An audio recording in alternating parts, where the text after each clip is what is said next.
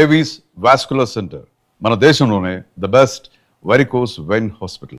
మామూలుగా హీరోయిన్స్ అంటే ఏంటి, 4 సాంగ్స్ ఉంటాయి హీరో పక్కన, రెయిన్ సాంగ్ ఒకటి ఉంటుంది, స్విమ్ సూట్ ఒకటి ఉంటుంది, ఉంటుంది, సీషోర్ సాంగ్ ఒకటి ఉంటుంది, మళ్ళీ ఏదో రొమాన్స్ ఉంటుంది, ఇలాగే అనుకుంటాం కదా. అలా కాకుండా ఇప్పుడున్న జనరేషన్ కూడా, మేడం మీరు ఆ సినిమా చేశారు కదా చాలా బాగుంటుంది మేడం, మొగుడు నమ్మేస్తారు కదా, శుభలగ్నం మేడం, క్లాసిక్స్ కదా అవి, క్లాసిక్స్, మిస్టర్ పెళ్ళాం, ఇలాంటి సినిమాలు కమల్ హాసన్ గారు చేశారు కదండి. మొన్న ఎప్పుడు చెన్నైలో షాపింగ్ వెళ్ళానండి, ఆ షాపింగ్ ఓనర్ వచ్చి తెలుగు ఆయన. ఫస్ట్ నేను ఏదో మేకప్ థింగ్స్ వెతుకుతున్నాను, మీరు మేకప్ ఆర్టిస్ట్ అండి అన్నారు. అండ్ నేను మామూలు వితౌట్ మేకప్లో వెళ్ళాను, నేను మేకప్ ఆర్టిస్ట్ కాదండి, నాకు మేకప్ థింగ్స్ అంటే. తర్వాత ఆయన కొంచెంసేపు అయిన తర్వాత కాసేపు తర్వాత ఆయన గుర్తుపెట్టాడు, మీరు ఆమ్ని గారు కదండి. బాబాయ్ ఏంటండి ఇలా సన్నబడిపోయారు అన్నారు. సన్నగా ఉంటేనే అండి మళ్ళీ ఛాన్స్ దొరుకుతాయి, లేదంటే దొరకదు, లావ్ అయిపోతే ఎలాగా అన్నాను. అప్పుడు అన్నారు మేడం మీరు అసలు మిస్టర్ పెళ్ళాం ఏం యాక్టింగ్ అండి అంటే, కొంతమందికి మిస్టర్ పెళ్ళాం నచ్చుతుంది, కొంతమందికి శుభలగ్నం నచ్చుతుంది, అలా డిఫరెంట్ రోల్స్ నేను చేసే అవకాశాలు నాకు. సో ఎక్కడ అసంతృప్తి అన్నది ఎక్కడ లేదు. అంటే అసంతృప్తి అంటే అది చేద్దాం అనుకుని నేను చేయలేపాను, లేకపోతే ఈ ఒకరితో చేద్దాం అనుకుని ఆ కాంబినేషన్ ఇప్పటికీ ఉందండి అది అసంతృప్తి. ఇప్పుడు మన శ్రీదేవి గారు చేశారు దాన్ని, మీండం కోకిల, అది వసంత కోకిల, ఆ క్యారెక్టర్ నాకు చేయాలని ఉంది, మిగిలిపోయింది కదా, ఇప్పుడు మళ్ళీ చేయలేము ఆ క్యారెక్టర్ చేయాలంటే. అవును, ఆ స్టేజ్ ఆ ఏజ్ దాటిపోయింది. అవును, అది అలాంటి సినిమా. అలాగే ఇప్పుడు రీసెంట్గా మనం బాహుబలిలో మన రమ్యకృష్ణ గారు అసలు ఎక్సలెంట్ క్యారెక్టర్ కదా అది. సో అలాంటి క్యారెక్టర్లతో దొరికితే నేను చేయాలి అనిపిస్తుంటుంది. ఆర్టిస్ట్కి ఎప్పుడు అసంతృప్తి, తృప్తి అనేది ఉండదు. ఈ క్యారెక్టర్ నేను చేయాలి, ఆ క్యారెక్టర్ నేను చేయాలి, అన్నీ నేనే చేయాలి, కామన్ గా ఉండేది తప్ప. బట్ నేను అనుకోని క్యారెక్టర్స్ కూడా నేను చేశాను కదా, అది ఇప్పుడు శుభలగ్నం అని నేను అనుకోలేదు, ఊహించిన క్యారెక్టర్స్ అవన్నీ. సో ఒక పక్కన ఆ సంతోషం కూడా ఉంది. కానీ మీరు అంతమందితో చేశారు కానీ ఒక్కళ్ళతో మిస్ అయ్యారు. తెలుసండి మీరు ఎవరిని అడుగుతున్నారని. ఎవరు చెప్పండి. మా మెగాస్టార్ చిరంజీవి గారు. అదొక్క అసంతృప్తి ఉందండి, ఆర్టిస్ట్గా అదొక్కటి ఉంది. ఎందుకంటే ఆ టైంలో ఆయనతో చేయడానికి అవకాశం రాని హీరోయిన్ మీరు ఒక్కరే. సౌందర్య చేసింది వచ్చిందండి, నాకు అవకాశం రాలేదు. నేను ఎప్పుడు ఆయన్ని జపిస్తూ ఉండేదాన్ని కదా, ఎలా దేవుడిని జపించేదాన్నో అలాగా. నేను చిన్నప్పుడు స్కూల్కి వెళ్ళే టైంలో ఆయన మన రాధా గారి సినిమాలు, విజయశాంతి గారు పక్కన చేసిన సినిమాలని ఎక్కువ చూసేదాన్ని. నాకు అక్కడే నేను చిరంజీవి గారు ఫ్యాన్ అయ్యాను. అసలు ఆ చిరంజీవి గారు అంటే ఇంకా పిచ్చి, సినిమా ఎంత పిచ్చో అంతే పిచ్చి నాకు చిరంజీవి గారు అంటే. ఇంకా నేను నా రొమాన్స్, నేను సాంగ్ ఏదో నేను డ్రీమ్లో ఊహిస్తున్నంటే చిరంజీవి గారు పక్కన హీరోయిన్ తీసి మీరు వెళ్ళిపోతారు, నేను వెళ్ళిపోయేదాన్ని. ఇలా నేను అక్కడ చేస్తే ఎలా ఉంటుందని అలా వెళ్ళిపోయేదాన్ని. సో అలా ఒక డ్రీమ్ నాకు ఉండేదన్నమాట. అది నాకు నిజమైంది కూడా, నాకు నిజంగా దొరుకుతుంది అనుకోలేదు. బట్ నాకు ఆఫ్టర్ శుభలగ్నం రిక్షావాడు సినిమా, ఆ సినిమాకి నేను ఫస్ట్ అడిగారనమాట, డేట్స్ కూడా తీసుకున్నారు.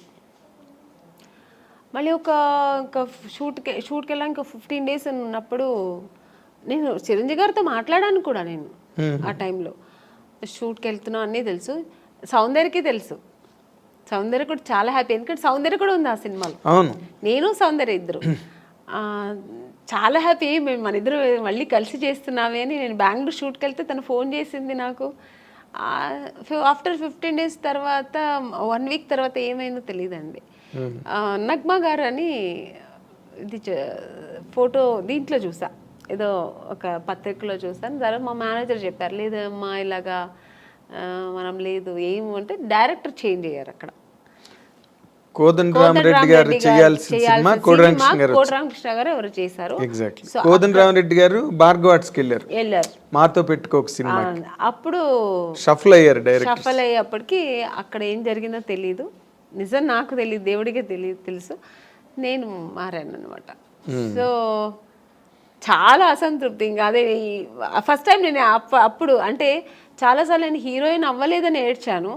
చిరంజీవి గారి సినిమా దొరకలేదని సెకండ్ టైం ఏడ్చాను నేను. ఓకే. అంటే ఈయన పక్కన చేయలేదు అనే ఒక ఏడుపు అప్పుడు వచ్చింది అనమాట. అదే జీవితాంతం అది జీవితాంతం అలా ఉండిపోయిందండి. ఉండిపోతుంది కూడా. ఉంటుంది ఎందుకంటే ఇంకా దానికి ఇంకా ఆప్షన్ లేదు. మళ్ళీ ఏమైనా రాబోయే రోజుల్లో ఏదైనా సిస్టర్ క్యారెక్టర్ సిస్టర్ క్యారెక్టర్ కూడా వచ్చిందండి, నేను చేయలేదు. స్టేట్ ఎవరు మన ఖుష్బు గారు చేస్తారు. ఏ సినిమా అనేది స్టాలిన్ నాకు అడిగారు అనమాట. ఓకే. అడిగారు, నేను సిస్టర్ రోల్ నేను చేయను, నేను ఊహించుకోలేను అసలు ఆయన పక్కన అసలు అని నేను చేయనని చెప్పాను. మురుగదాస్ డైరెక్టర్ అడిగారండి, నేను చేయనన్నా. ఎందుకంటే నాకు చిన్నప్పుడు నా డ్రీమ్ హీరో ఆయన, నేను అసలు చేయలేను అని చెప్పాను. అన్నయ్య అని పిలవడం చాలా అసలు అస్సలు నా వల్ల కాదు, ఆ ఇమాజిన్ కూడా చేయలేను. నేను నా డ్రీమ్ హీరో అలాగే ఉండిపోని నేను చేయనని చెప్పేసా. అప్పుడు చాలా గ్రేట్ డెసిషన్ అది. నిజంగా నేను చేయలేదు. Great decision. అవును, గ్రేట్ డెసిషన్. కన్విక్షన్. అస్సలు నేను కుదరలేదు, నీకు కుదరదు అన్నాను. చాలా ఒక 10 times ఫోన్ చేశారు, నేను చేయనని చెప్పాను. చాలా గట్స్ కావాలి చిరంజీవి గారి పక్కన చేయనని చెప్పడానికి. అంటే చిరంజీవి గారి పక్కన అదే మీ ఫీలింగ్ కరెక్ట్. ఎందుకంటే నేను నా హీరోని నేను అన్నయ్య అని పిలవలేను. అసలు ఛాన్సే లేదు.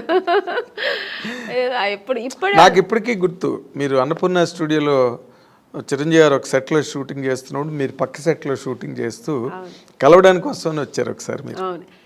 ఇప్పుడు రీసెంట్గా మన కే విశ్వనాథ్ గారు ఫంక్షన్ జరిగింది, ఆయన పోయిన తర్వాత శ్రద్ధాంజలి చేసి.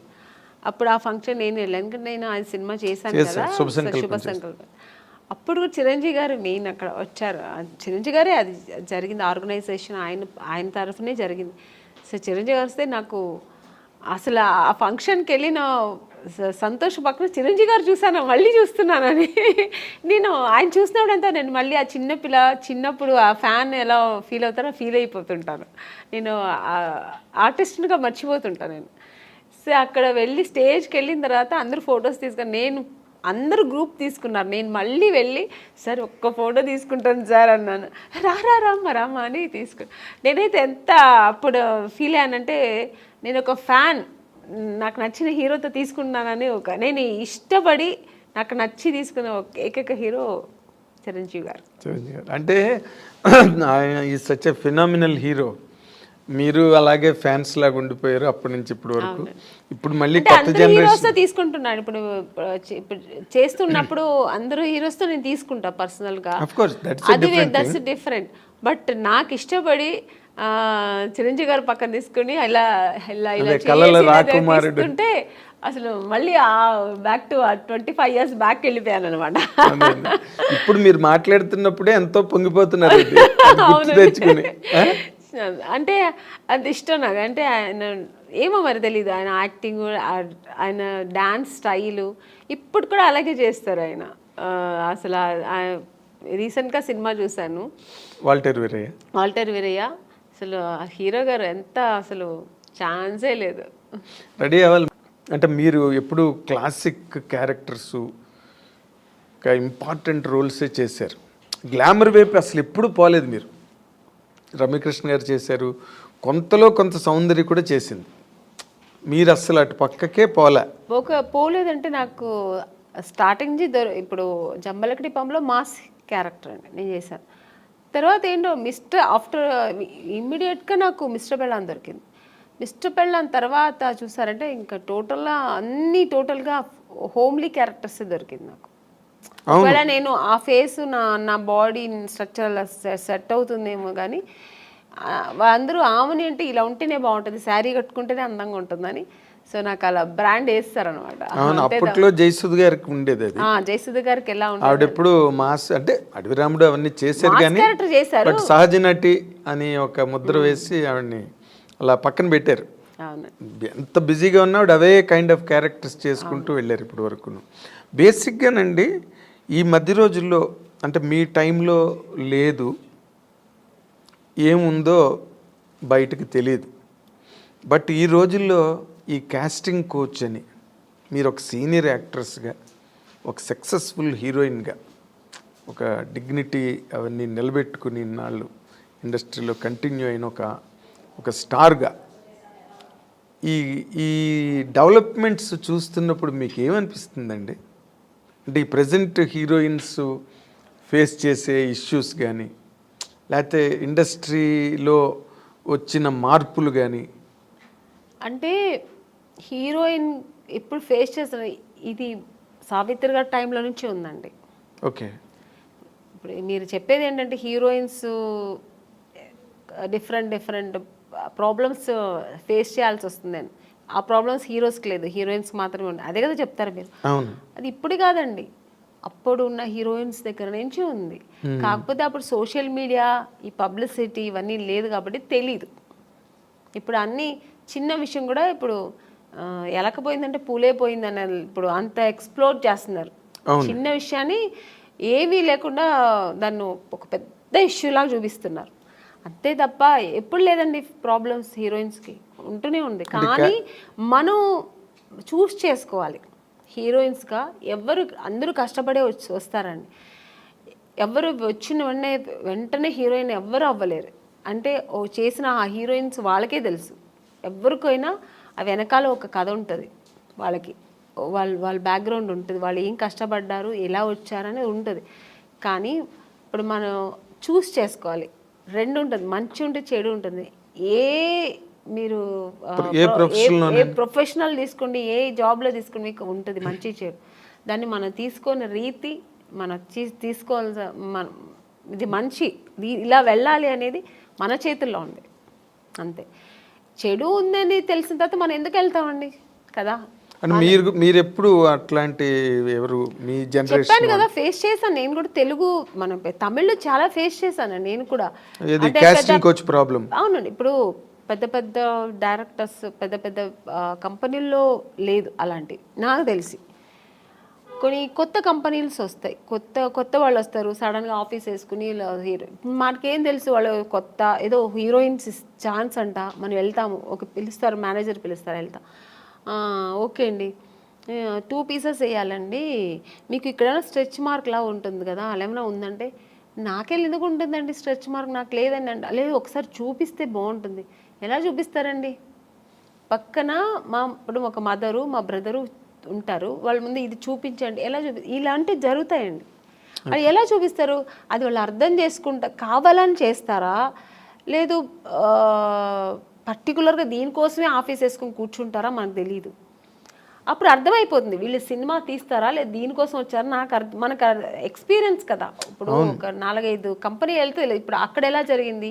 ఇప్పుడు ఒక పెద్ద కంపెనీకి వెళ్తే వాళ్ళు ఏం అడుగుతారు, కొంచెం డ్యాన్స్ చేసి చూపించమ్మా, ఒక యాక్టింగ్ చూపించు, ఎమోషనల్గా చేయి, ఇప్పుడు ఒక హీరోయిన్తో మాట్లాడాలి, ఈ డైలాగ్ ఇస్తారు, ఇది ఎలా మాట్లాడతాం, ఇలా అడుగుతారు. అది మనకు సినిమాకు సంబంధించింది మాత్రమే వాళ్ళు అడుగుతారు. స్ట్రెచ్ మార్క్ చూడాలి, మీకు ఇక్కడ ఏమైనా బ్లాక్ ఉంటుందా, మొన్న ఒక హీరోయిన్ అలాగ వచ్చారు, మేము చూడకుండా వేసుకున్నాము, చూసిన తర్వాత స్పాట్లో చూసాము, మీరు కొంచెం బట్టలు ఇప్పి చూపించండి. ఇలాంటివి కొన్ని కొత్త వాళ్ళు ఉంటారండి. ఇలాంటి వేషాలు వాళ్ళు దీనికోసం వస్తారా లేదు సినిమా తీయడానికి తెలిసిపోతుంది మనకు. అప్పుడు అర్థమవుతుంది. అప్పుడు లేదు సార్, ఐఎమ్ సారీ, నేను అలా అంతా చేయలేను, నాకు స్విమ్మింగ్ నాకు అసలే తెలియదు, నేను అలాంటి క్యారెక్టర్ కూడా నాకు వద్దని చెప్పి లేచి రావడం అంతే మన పద్ధతి. ఓకే చూపిస్తాను అనేది అది వాళ్ళ ఇష్టం అండి. అది ఎవరిని మేము తప్పు అనట్లేదు, వాళ్ళకి ఇష్టపడి ఓకే నేను దేనికైనా ఓకే నేను చూపిస్తాను అనేది వాళ్ళ మనసు దాన్ని బట్టి ఉంటుంది. నేనైతే మైండ్ సెట్ బట్టి నేనేమంటాను, లేదు సార్ నాకు అది తెలియదని, నేనైతే అలా చేయించాను, మీకు అంత ఇది ఉంటే నన్ను హీరోయిన్గా వేసుకోండి, నేను మీకు 2 పీస్ ఐఎమ్ రెడీ, నేను స్విమ్ సూట్ వేసుకుంటా, కానీ ఇక్కడ బట్టలు ఇప్పి చూపించడం అయితే నేను కుదరదని లేచి వచ్చిన ఎన్నో సన్నివేశాలు నాకు జరిగింది. అలాంటి సిచ్యుయేషన్స్ వచ్చాయి అని వచ్చి అడ్వాన్స్ ఇచ్చిన కంపెనీలు ఎన్నో ఉన్నాయండి. నాకు అడ్వాన్స్ తీసుకున్నా, ఇంటికి వచ్చిన తర్వాత next day phone, madam manager, అప్పుడు మీకు సెల్ ఫోన్ లేదు కదా, ఏదైనా డైరెక్ట్ లేదంటే ల్యాండ్లైన్ మేనేజర్ వచ్చి మాట్లాడు, మేడం ఇలాగా డైరెక్టర్ గారు అక్కడ ఫుల్ ఇది పెట్టుకున్నారు, స్టోరీ డిస్కషన్ పెట్టుకున్నారు, ఇట్లా ఒక బీచ్ దగ్గర ఇట్లా రమ్మంటున్నారు మిమ్మల్ని, ఫైనాన్షియర్ వస్తున్నారు చూడాలంట. ఫైనాన్సర్ నన్ను ఎందుకు చూడాలి? నాకు అర్థం కాదు. ఫైనాన్స్ ఇప్పుడు చూడాల్సిందే డైరెక్టర్, ప్రొడ్యూసర్ అయిపోయింది. ఇంకా ఎక్కువ అనుకుంటే హీరో చూడాలా? ఓకే, హీరో గారు చూడాలి ఎలా ఉంటుంది, నా పక్కనే ఎలా చేస్తుంది హీరోయిన్ ఒక అమ్మాయి ఎలా ఉంటుందో చూడటం, ఇది పద్ధతి. ఫైనాన్సర్ ఎందుకు చూడాలి నన్ను అనవసరంగా? నాకు అర్థం కాదు. కొన్ని రోజుల తర్వాత అర్థమయ్యేది, ఓ దీని ఇంకోటి నాకు ఎక్కడ అర్థమయ్యేదంటే, మమ్మీ వద్దండి మీరు మాత్రం వస్తే చాలంటేనే అర్థమైపోయేది. కారు తీసుకొచ్చారు, ఐఎమ్ సారీ అని నేను రాను. ముందు మన అమ్మగారు అసలే పంపరు, ఒంటరిగా అంటే మా అమ్మ పంపించేది కదండి. లేదండి మా అమ్మాయిని అయితే ఒంటరిగా పంపాము. మా అమ్మ ఒక్కటే అన్నదండి, సినిమా హీరోయిన్ అవ్వాలా అనుకున్నావు, నాన్నగారి దగ్గర పర్మిషన్ తీసుకుని వచ్చాము. లేదు అప్పుడు ట్రై చేస్తున్నాం, అప్పుడు ట్రై చేసే టైంలో ఓకే దొరికితే చేద్దాం, లేదంటే ఉంది మనకు బెంగళూరులో మాకు ఇల్లు ఉంది, హ్యాపీగా అక్కడ వెళ్ళి జాబ్ చేస్తా, లేదు చదువుతావు చదువు, పెళ్లి చేస్తానో చేస్తా. ఇన్ని ఆప్షన్ ఉన్నప్పుడు మనకు అనవసరం. నువ్వు హీరోయిన్ అవ్వాలా, మనం దానికోసం కష్టపడతాం, ఇంకా అడ్డతోవలు అది మనకు అనవసరం. అలా నేను అలాగే ట్రావెల్ అయ్యానండి. నాకు అలాగే ఒక మంచి కంపెనీ, మంచి డైరెక్టర్స్, హెల్దీ పీపుల్స్తో హెల్దీ, అదే దేవుడు మీ మరో విన్నాడు, తప్పు నాది 100%. కీర్తనల్ని బాగా ఆస్వాదించాడు. ఒక్కొక్క కంపెనీ వెళ్ళొచ్చిన వెంటనే నేను ఫస్ట్ దేవుడా నాకు రేపు ఈ కంపెనీ, రేపు నేను హీరోయిన్ అయిపోవాలి, సెలెక్ట్ అయిపోవాలి, ఇలాగే వేడుకునేదాన్ని. అదే కాకపోతే ఇప్పుడు మీరు ఒకటి గమనించాలి, మీరు అన్నారు ఇందాక సావిత్రి గారి దగ్గర నుంచి ఉన్నాయండి ఇలాంటి ఇండస్ట్రీలోని అని. కాకపోతే ఇప్పుడు సోషల్ మీడియా రావడం వల్ల, కానీ హీరోయిన్లే పోలీస్ కంప్లైంట్లు ఇచ్చి కొంతమంది బాంబే నుంచి వచ్చిన వాళ్ళు, లేకపోతే ఏదో మొత్తానికి అలాంటివన్నీ జరగడం, అవన్నీ యూట్యూబ్లో వాళ్ళు వచ్చి వీడియోలు రిలీజ్ చేయడం, ఒక రకమైన డిస్టర్బెన్స్ అన్నది కొన్ని అన్ని చోట్ల అని కాదు, ఇన్ని సినిమాలు వస్తున్నాయి ఎక్కడ జరగవు కానీ, బట్ జరిగినవి మాత్రం చెప్తున్నాను కదండి, ఇండస్ట్రీ పరువు తీయడానికినే వచ్చిన వాళ్ళు అయితే ఇది జరగదండి. ఇంకా వేరే థాట్స్ మీద వస్తారండి కొంతమంది. ఇక్కడ హీరోయిన్లు ఉంటారు, ఇలా ఉంటారు, మనం ఇది సినిమా తీస్తూ ఇది కూడా చేయొచ్చు అనే వాళ్ళు కొంతమంది వస్తారు. అక్కడ ఇలాంటి తప్పులు జరుగుతాయి. ఓన్లీ సినిమాని నమ్ముకొని సినిమాని లవ్ చేసి ఒక సినిమా మనకు ఇండస్ట్రీలో ఈ ప్యాషన్తో వచ్చేవాళ్ళు, కళాకారులుగా వచ్చేవాళ్ళు ఎప్పుడు ఈ తప్పులు అక్కడ ఈ తప్పులు జరగదండి. వేరే థాట్స్ కూడా ఉంటాయి చూడండి దాంతోపాటు, లేదంటే ఆ థాట్స్ మాత్రమే అనుకొని వస్తారు కదా, అక్కడ ఈ తప్పులు జరుగుతాయి. సో అక్కడ కొంతమందికి ఇలా జరుగుతాయి. అవును. తర్వాత మీటూ అనేది కూడా, అలాగే ఆడవాళ్ళు కూడా అండి, ఏ హీరోయిన్ కూడా మనం ఇలా అయిపోవాలి, చెడుగానే ఉండాలి, చెడు దారి తొక్కాలని ఎవ్వరు రారండి. అందరూ ఒక డ్రీమ్తో వస్తారు. ఏ అమ్మాయి అయినా సరే నేను ఒక హీరోయిన్ అవ్వాలి, ఎవరికి ఆశ అందరికీ సొంతం కదండి. నేను కూడా శ్రీదేవి గారి లాగా కావాలి, నేను కూడా ఒక నగ్మ గారి లాగా కావాలి, నేను కూడా ఒక విజయశాంతి గారు లాగా నేను కూడా ఈ సినిమా ఇండస్ట్రీలో అవ్వాలని అనుకోవడం తప్పలేదు. అందరూ ఆశతోనే వస్తారు కదా. సక్సెస్ అయ్యేది కొంతమంది, సక్సెస్ అవ్వకుండా వెనక్కి తిరిగిపోవడం కొంతమంది. ఆ టైంలో కొంతమంది ఇలా జరిగితే దానికి పాప వాళ్ళు ఏం చేస్తారండి, నమ్మకం, ఒకవేళ మనం హీరోయిన్ అయిపోతామేమో అని ఒక నమ్మకంతో కొన్ని తప్పులు జరిగిపోవచ్చేమో, నాకు తెలియదు మరి. అలాంటప్పుడు కొంచెం ఇలా వాళ్ళు లైఫ్లో ఇలా మిస్ అవుతుంటాయి. అవును, మీటూ అనేది కూడా చాలా పెద్ద మూమెంట్. తమిళ్లో రేవతి గారు వాళ్ళందరూ కూడా దాన్ని, జయసూద్ గారు ఇక్కడ, ఆ మీటూ అనేది కూడా చాలా పెద్ద రేంజ్లోనే జరిగింది. దానిలో మీరు పార్టిసిపేట్ చేశారు? లేదండి, నేను చెప్పాను, నాకు మా ఇంట్లో నా సమస్యలు ఎక్కువ ఉంటాయి, ప్రాబ్లమ్స్. ఇప్పుడు చాలా మీ ఇల్లే ఒక ఇండస్ట్రీ, నా ఇల్లే ఒక ఇండస్ట్రీ, అదొక మినీ ఇండస్ట్రీలా ఉంటుంది.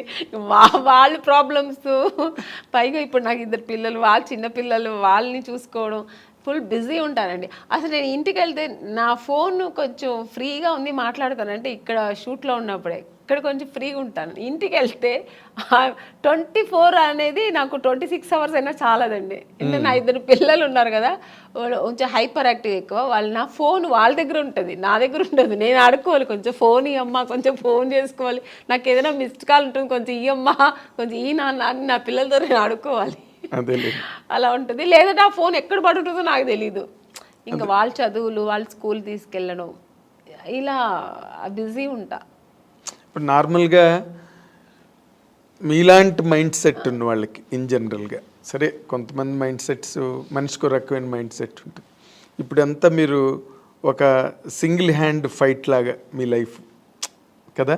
అవునండి. అప్పుడేమో పెళ్ళికి ముందు అన్ని బాధ్యతలు మీ మీద వేసుకుని అన్ని ఇంట్లో ఫాదరు మదరు మీరే అయ్యి అన్నీ చేశారు. ఇప్పుడు మళ్ళీ ఫాదరు మదరే అయ్యారు మీ పిల్లలకి. అవునండి కదా, సింగిల్ హ్యాండ్ ఫైట్. ఇప్పుడు మళ్ళీ ఈ లైఫ్ ఎలా అనిపిస్తుంటుందండి మీకు ఇన్ జనరల్గా? అంటే ఇక్కడ ఫాదరు మదర్ అని కాదు, నేను ఎక్కువ కేర్ తీసుకుంటుంటాను. ఇప్పుడు అప్పట్లో కూడా మా నాన్నగారు మా అమ్మగారు అందరూ ఉన్నా కూడా, అది చెప్పాను కదా, ఇంట్లో ఒక వస్తువు లేదంటే దాన్ని నేనే ఇంట్రెస్ట్గా నాకు ఇది కావాలి, ఇది ఇంట్లో ఇలా ఉండాలి, మా ఇల్లు కూడా ఇలా ఉండాలి, మా ఇంట్లో కూడా కార్పెట్ వేయాలి, మా ఇంట్లో కూడా సోఫా ఉండాలి, ఇలా ఆలోచిస్తుంటాను. వాళ్ళ ఇంట్లో ఉంటే మనకెందుకు, మేము ఇలాగే ఉంటాం అని ఉండదు నాకు. ఒక ఇంట్లో చూసానంటే ఆ కెపాసిటీ మనం కూడా ఎందుకు కొనలేమా, కొనొచ్చు కదా అని ఆ మైండ్ సెట్ అలాగే లైఫ్లో కూడా వచ్చింది. ఇప్పుడు మన పిల్లలు ఆ అమ్మాయి స్విమ్ చేస్తారు, ఎందుకు మా సిస్టర్ కూడా నేర్చుకుని అలాగే ఇప్పుడు మా పిల్లలు కూడా. సో అందుకని అమ్మా నాన్న వాళ్ళకి ఉన్నా కూడా వాళ్ళు చెయ్యనేది నేను చేస్తాను. అలాగే ఇప్పుడు కూడా అంతే, మా పిల్లలు కూడా నేను ఎక్కువ ఇంట్రెస్ట్ చేస్తాను. ఇప్పుడు కూడా మా పిల్లల అదర్ యాక్టివిటీస్ అంటే నేనే వెళ్తుంటాను, నేర్చుకోమంటుంటాను. మా పిల్లలు మమ్మీ నీకు వేరే పనే ఉండదా మమ్మీ, ఎప్పుడు ఇంటికి వస్తే ఇది చేయి అది చేయని ఎప్పుడు ఇలా శాసిస్తూనే ఉంటావా, స్విమ్మింగ్ వెళ్ళమంటావు, దీనికి నాకు రెస్టే ఇవ్వవా మమ్మీ అంటుంది మా అమ్మ. ఇప్పుడు ఇంకా దానికి 7 years, అసలు రెస్టే ఇవ్వవా మమ్మీ, నువ్వు ఎప్పుడు బిజీగానే ఉండాలా, మేము కొంచెం రిలాక్స్ అని ఇవ్వ మేడం మమ్మీ అంటది. అండ్ ఇప్పుడు ఈ జనరేషన్ పిల్లలకి టార్గెట్స్ ఎక్కువైపోయి వాళ్ళు మన టైంలో చదువులు వేరు. ఇప్పుడు మా సిస్టర్ అంతా అసలు భయపడేవారండి, నాకు మాట్లాడేవారు కాదు, నేనేం చెప్తే వినేవారు అనమాట. 5 o'clock లేవా, ఓకే అమ్మ అక్క లేస్తున్నాను అక్క అంతే. ఇప్పుడు పిల్లలు కొంచెం ఆర్గ్యుమెంట్ చేస్తారు, ఏంటి మమ్మీ పొద్దునే నీ గోలా, ఎందుకు ఇంత తొందర లేపుతాను, నేను నిద్రపోని మమ్మీ, నాకు హ్యావ్ టు స్లీప్ మమ్మీ అంటది మా అమ్మాయి. అదేలేండి. కానీ నేను ఇంకొక చాలా డెలికేట్ ఇష్యూ అండి, బట్ ఈ తరం హీరోయిన్లకి కొంతమందికి మీలాంటి ఒక సీనియర్ యాక్ట్రెస్ చెప్పే మాటలు వాళ్ళకి హెల్ప్ కావచ్చు. ఒక్కొక్కసారి ఒక ఇంటర్వ్యూలో మాటలు విన్నప్పుడు మీరు ఇంత ఒక డొమెస్టిక్ మైండ్ సెట్, ఒక హౌస్ వైఫ్కి ఏం కావాలో ఆ అవసరమైన ఆ మానసిక పరిణితనండి, పరిపక్వతనండి, అన్ని వైపుల నుంచి అన్ని జాగ్రత్తగా సంరక్షించుకుంటూ వచ్చే ఒక లైఫ్ స్టైల్ మీది, మైండ్ సెట్. కానీ but where the mistake happened అండి మీ పర్సనల్ లైఫ్లో? నాకేం మిస్టేక్ ఏం జరగలేదండి. మిస్టేక్ ఏముంది, మిస్టేక్ అంటే ఇప్పుడు హీరోయిన్గా ఉన్నాను, కొన్ని హీరోయిన్ అవ్వడానికి ఏం ఫేస్ చేయాలో చేశాను, హీరోయిన్ అయ్యాను. అంటే ఫేస్ చేశానంటే ఎక్స్పీరియన్స్ అయింది తప్ప ఇలా ఉండాలి, ఓకే ఇదిగా నెగటివ్స్ లేదు, ఇలా ఓకే ఇది ఉందా, నెగటివ్ ఉందా మనకొద్దు, ఓకే దూరంగా ఉందాం, ఓకే నెక్స్ట్ మంచి జరిగింది, హీరోయిన్ అయ్యాను. పెద్ద డైరెక్టర్ గంగేమ్రన్ గారు, ఇక్కడ తెలుగులో ఈవి సత్యనారాయణ గారు, చేశాను. ఓకే ఐ లక్, దేవుడు గాడ్ గ్రేస్. అలాగే ఇంకా మ్యారేజ్ లైఫ్లో కూడా ఒక మ్యారేజ్ చేసుకున్నాను, నాకేం పెద్ద టెన్షన్స్ లేదు. నేను అనుకున్నట్టే నేను ఎలా ఉండాలనుకున్నా అలాగే ఉంటున్నాను హ్యాపీగా. నాకు అక్కడ ఏం రిస్ట్రిక్షన్స్ లేదు, ఏ ఫోర్స్ లేదు, నేను ఎలా ఉండాలో అలా. ఇంట్లో ఫ్రీ బర్డ్ నేను. కానీ చాలా విచిత్రమైన విషయం, అందరూ విచిత్రంగా ఆమన్ గారి విషయంలో ఫీల్ అయ్యేది, మీరు చాలా దైవభక్తురాలు, సంప్రదాయవాది, అసలు 16 అణాల హిందూ అమ్మాయి, ముస్లిం పర్సన్ని ఎలా చేసుకోవడం అన్నది అసలు సంథింగ్. అంటే నాకు మతాల మీద నమ్మకం లేదండి. నాకు రిలీజియన్ అనేది ఏం లేదు, ఆడ మగ అంతే. అంటే ఇప్పుడు నేను పెరుమాళ్ బాలాజీని ముక్తా అంటే అది నా ఇంట్రెస్ట్, నాకు అది ఇష్టం. అందుకని అల్లా ముక్తున్న తప్ప నేను అనట్లేదు, జీసస్ ముక్త తప్ప అనట్లేదు. జీసస్ నాకు ఇష్టమైతే నేను ఇప్పుడు నాకు కూర్చున్నప్పుడు చర్చికి వెళ్ళాలి అనిపిస్తే వెళ్తాను. అలాగా నాకు చర్చికి వెళ్ళే వాళ్ళు చాలా మంది అలాగే నాకు ఫ్రెండ్స్ కోసం కూడా రిలీజియన్ మతాల మీద పెద్ద ఇదేం లేదు నాకు. సో అందుకని నాకు ఆ ప్రాబ్లమ్స్ లేదు. కానీ నాకు ఇష్టం పూజలు చేయడం, ధ్యానం చేయడం, మంత్రాలు చదవడం, ఇవి నాకు ఇంట్రెస్ట్. అది నేను చేసుకుంటా. అందుకని వేరే వాళ్ళ మీద నువ్వు ఇలాగే చేయాలి, ఇదే నమ్మండి, ఇది చేయండి అని నేను ఎవరిని ఫోర్స్ చేయను. వాళ్ళు చేస్తున్నది కూడా నేను తప్పని నేను అన్నాను. అదే రుద్దరు మీ అభిప్రాయం ఎదుటి వాళ్ళ మీద రుద్దను. వాళ్ళు చేస్తున్న అంటే మీ మదర్ వైపు నుంచి కానీ ఎప్పుడు అపోజిషన్ రాలేదా? నాకు ఏది ఇష్టమో ఎవరు నన్ను ఎప్పుడు ఏమనలేదండి. మా అమ్మగారు ఒక్కటే, నువ్వు ఎవరైనా పెళ్లి చేసుకో, ఎలాగైనా చేసుకో, ఎలా అయినా ఉండు, సినిమా ఇండస్ట్రీని వదలద్దు. ఎందుకంటే అమ్మ నేను ఎంత కష్టపడ్డానో నాతో పాటు అమ్మ కష్టపడింది. అవును, ఎక్కడా కూడా అమ్మ నన్ను కష్టపడనివ్వకుండా ఆవిడ కష్టాలు అనుభవించైనా నన్ను హీరోయిన్ చేసింది. అలాంటి ఒక ఇండస్ట్రీని ఈ హీరోయిన్ అవ్వడానికి నువ్వు ఎన్ని కష్టాలు పడ్డావు, అలాంటి ఒక ఇండస్ట్రీని వదలొద్దు. నువ్వేంటే నువ్వు ఇష్టపడి వచ్చావు, ఆ కళామ తల్లి నిన్ను అనుకుని నీకు ఇచ్చింది, ఆ కళామ లైఫ్ లాంగ్ కొనసాగించు. ఇప్పటికీ మీ మదర్ నాతోనే ఉన్నారు. ఇప్పటికీ మీరు ఇంటికి ఎప్పుడైనా సడన్గా వెళ్తే కూడా నేను చెప్పట్లేదు, ఎప్పుడు సడన్గా వెళ్తే మా అమ్మ ఒక టీవీ ఉంటుందండి ఎప్పుడు. ఆవిడ ఇప్పుడు రిలాక్స్ అయిపోయింది కదా, ఎప్పుడు ఆ టీవీలో ఆమెని సినిమా, ఆమెని ఇంటర్వ్యూ, ఆమెని సాంగ్స్ ఇదే పోతుంటుంది అంతే. ఆవిడ అది నేను అంటే నీకేమైనా పిచ్చి పట్టిందమ్మా, ఎప్పుడు నాదే చూస్తున్నా, నాకు విని నాకు విసిగెత్తింది, వేరే ఏదైనా పెట్టమ్మా అంటే. అలా అమ్మ చాలా ఇష్టపడుతుంది, ఆ ఫీల్డ్ని ఇష్టపడుతుంది. నేను చేయడం అనేది ఆవిడకి అంతకంటే ఇష్టం.